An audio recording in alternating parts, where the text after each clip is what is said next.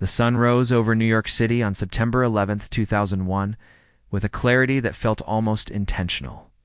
It was one of those crisp, late summer mornings where the light reflects off the glass towers of Manhattan like a promise.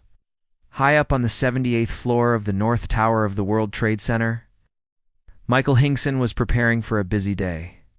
Michael, a regional sales manager for a tech company, had been blind since birth, but he never let that define the boundaries of his world. To him, the office was a familiar landscape of sounds, textures, and the rhythmic clicking of his computer's speech output software. But the most important presence in that room was not a piece of technology. It was a 3-year-old yellow Labrador Retriever named Roselle.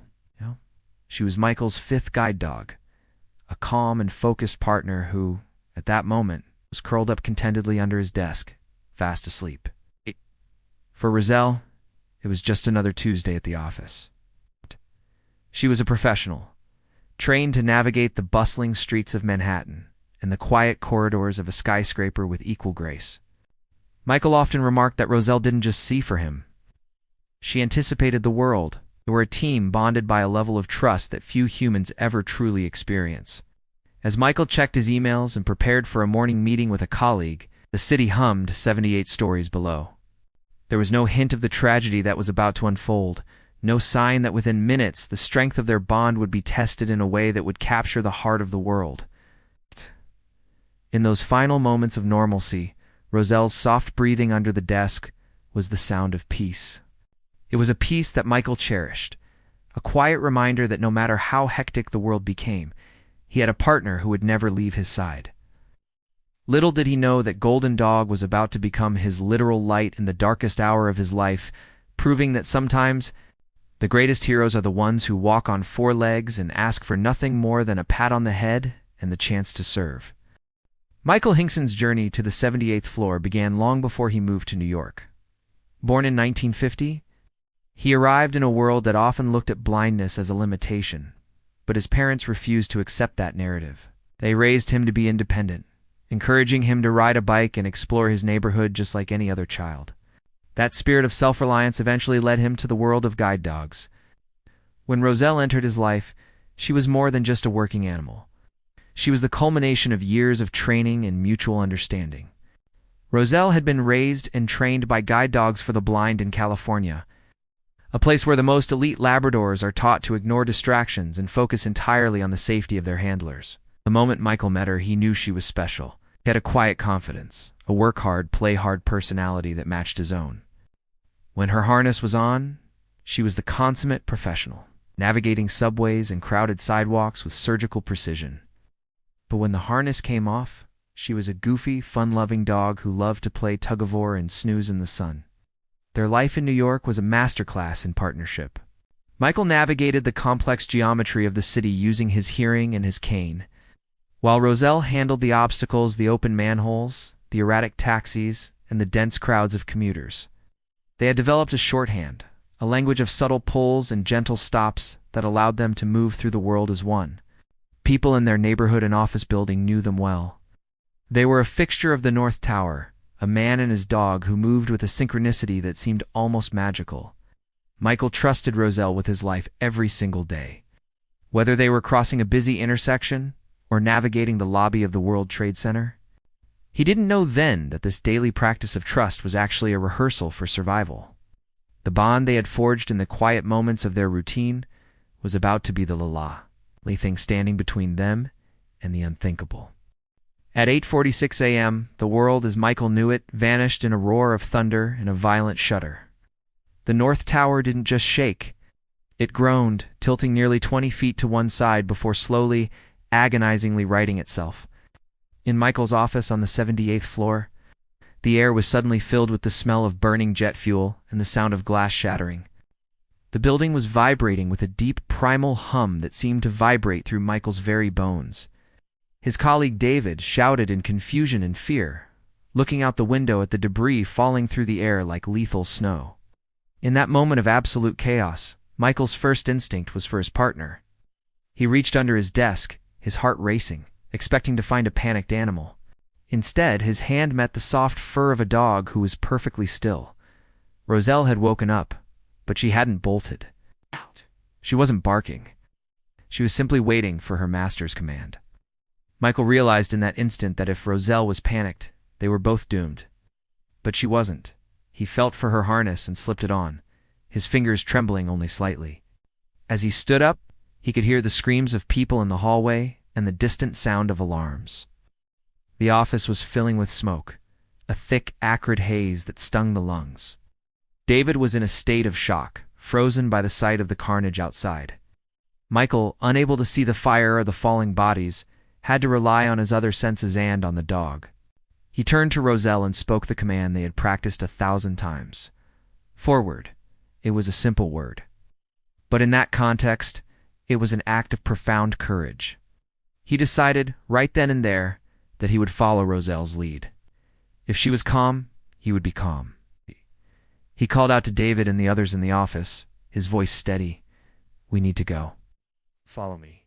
With Roselle at his side, her tail giving a single confident wag against his leg, they stepped out of the office and into the smoke-filled corridor, beginning a journey that would redefine the meaning of devotion. The descent began at the entrance to stairwell, it was a narrow, concrete world that smelled of kerosene and fear. There were hundreds of people already in the stairs, a slow-moving river of humanity trying to make sense of the nightmare. For Michael, the stairs were a tactical challenge. He had to maintain his balance while holding Roselle's harness in his left hand and the handrail in his right. Roselle, meanwhile, was doing something extraordinary. She was perfectly adjusting her pace to the crowd. She didn't pull. She didn't lunge. She walked with a deliberate, rhythmic step that signaled to Michael exactly where each landing began and ended. As they descended, the heat began to rise.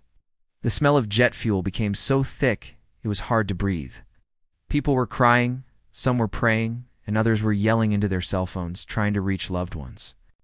Amidst this cacophony of terror, Roselle remained a beacon of serenity.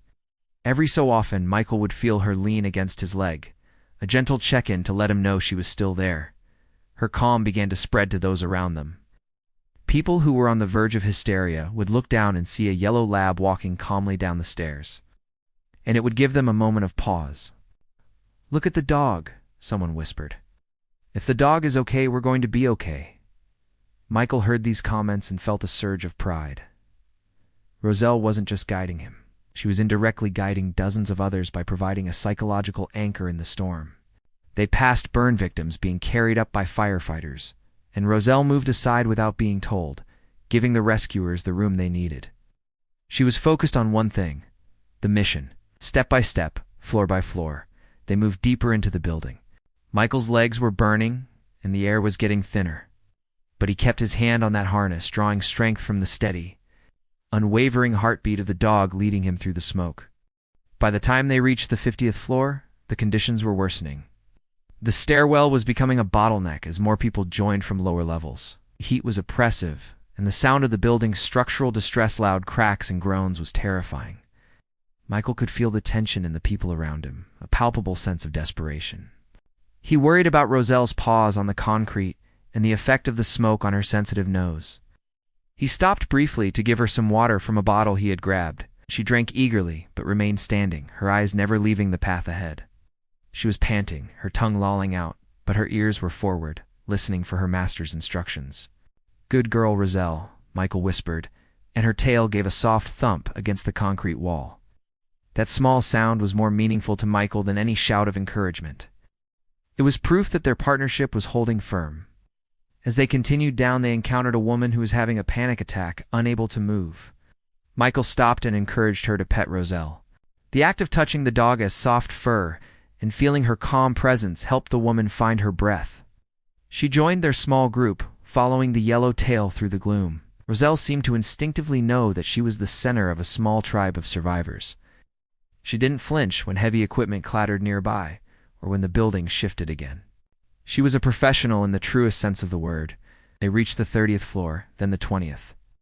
The air was now thick with dust and a fine, white powder that coated everything. Michael Esch's shoes were slipping on the wet stairs. The sprinklers had been triggered, but Roselle's grip was sure. She navigated the slick surfaces with a grace that felt almost supernatural. They were exhausted, their lungs aching, but the bottom was finally in sight. Roselle led them through the final doors and into the lobby, but the nightmare was far from over. The lobby of the North Tower was unrecognizable. What had been a grand sunlit space was now a graveyard of glass and debris. Huge marble panels had fallen from the walls, and the smell of death and fire was overwhelming. Firefighters were shouting orders, directing people toward the underground mall as an exit route. Michael felt a blast of air and heard a sound like a freight train coming from outside. It was the South Tower collapsing, though he didn't know it at the time. The ground shook so violently that Michael was nearly thrown off his feet. Dust exploded into the lobby, turning the air into a solid wall of gray. For the first time that day, Michael felt a ripple of true fear. He couldn't breathe, and he couldn't see anything with his hands, let alone his eyes. Felt Roselle tighten her grip on the world. She didn't run. She didn't cower. She stood her ground, her body a solid weight against Michael's legs. As the dust began to settle slightly, a police officer yelled, "Run! You have to run." But Michael couldn't run. He would trip and fall. He had to trust Roselle to find a path through the rubble. "Roselle, find the way," he commanded. The dog began to move, picking her way through the broken glass and twisted metal with incredible care.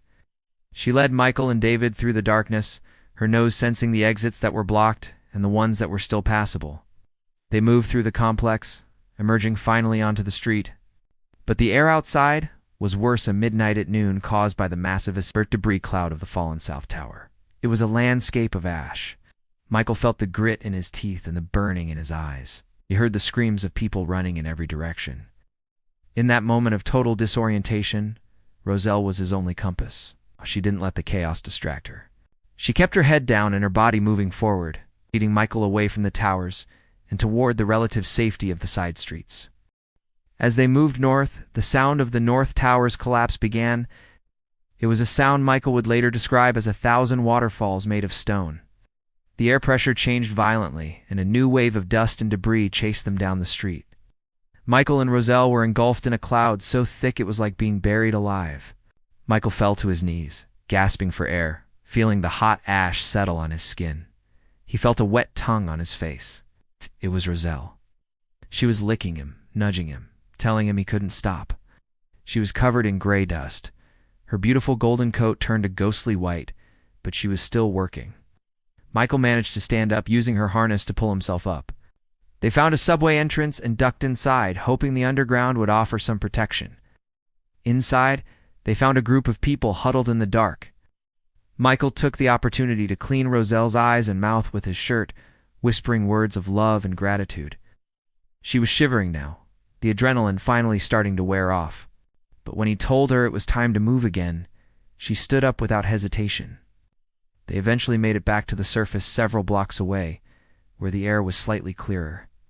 They walked for miles, joining the exodus of thousands of people fleeing Midtown. Roselle never faltered. She led Michael through the gridlocked streets, around abandoned cars, and through crowds of sobbing people. By the time they reached a friend's apartment uptown, they had been walking for hours. When they finally stepped inside, Michael took off Roselle's harness. The transformation was instant. The hero of the World Trade Center disappeared, and a tired, thirsty yellow lab took her place. She headed straight for her water bowl, drank until it was empty, and then flopped onto her side, fast asleep. Michael sat beside her, his hands buried in her fur, finally allowing himself to cry. They had made it. The days following September 11th were a blur of grief and recovery. Michael and Roselle became a symbol of hope for a city that was desperately searching for light. Their story spread across the globe, the blind man and the dog who descended 78 floors together. But for Michael, the fame was secondary to the simple fact that his best friend was still with him. Roselle's health was a concern. The dust and smoke had taken a toll on her lungs. Michael watched her closely, providing her with the best veterinary care and plenty of well-deserved rest. She returned to work for a while, but it was clear that she had given a part of herself to that stairwell. Michael eventually retired her, allowing her to spend her final years as a beloved pet. She spent her days lounging in the sun and playing with Michael's new guide dog, Africa. Even in retirement, Roselle remained a teacher. Michael traveled the world telling their story, but he always made sure Roselle was the star. He He spoke about the positive impact that dogs have on our lives, emphasizing that their loyalty isn't just about training, it's about a soul-to-soul connection. Roselle lived to be 13 years old, passing away peacefully in 2011. Her death was mourned by millions, but her legacy was just beginning. Michael founded the Roselle's Dream Foundation in her honor, an organization dedicated to providing blind children and adults with the technology and support they need to achieve their dreams. He wanted to ensure that the spirit of Roselle, her independence, her courage, and her joy would live on in others. He often says that Roselle didn't just save his life that day. She gave him a new purpose. She taught him that even in the face of total darkness, there is always a way forward if you have someone you trust to hold on to. Reflecting on Roselle's life, it's easy to focus on the spectacular events of 9/11. But Michael always reminds people that her heroism was rooted in the ordinary. It was the thousands of uneventful walks, the quiet evenings at home, and the daily consistency of their bond that made her brave on the day it mattered most. Roselle didn't wake up on September 11th intending to be a hero. She just woke up intending to be a good dog. That is the true lesson of her story. It's about the quiet, persistent power of love and duty. In the United States and Europe, where guide dogs are a common sight, Roselle's story changed how people looked at these working teams. They weren't just a man and his tools, they were a partnership of equals. Michael often shares how Roselle's calm on the stairs wasn't just a lack of fear, but a conscious choice to trust his leadership, just as he trusted hers. It was a feedback loop of courage. When Michael speaks to audiences today, he encourages them to find their own Roselle, not necessarily a dog, but a source of unwavering support and trust. He emphasizes that we are all capable of navigating our own 78 floors if we try to do it alone. The image of that golden dog, covered in ash but still standing tall, has become an icon of the human-animal bond. It reminds us that dogs see the world with their hearts, and in doing so, they help us see the best versions of ourselves. Roselle's light didn't go out when she passed away. It simply moved into the hearts of everyone who heard her story. She proved that a small creature can hold a massive amount of grace, and that a single positive impact can ripple across the world, offering hope even when the towers fall. As we conclude the story of Roselle, we are left with a profound sense of gratitude for the animals who walk beside us. Roselle's light is more than a story of survival. It is a testament to the miracle of trust. Michael Hingson continues to live his life with the same independence and vigor that his parents instilled in him, and he does so with the memory of a yellow lab guiding every step. He has written books and given thousands of speeches, all with the goal of making the world a more inclusive and compassionate place. But at the end of the day, he is still just a man who loves dogs. He knows that across the world there are thousands of Roselle's dogs working in search and rescue, service dogs helping veterans with PTSD, and family pets who provide the emotional glue that holds a home together. Each one of them is a hero in their own way. For the viewers of Paws-itive Impact, Roselle's story is a reminder that, even in our darkest moments, there is a light that can lead us home. It may not be a literal light, but a warm presence, a wagging tail, or a steady heartbeat.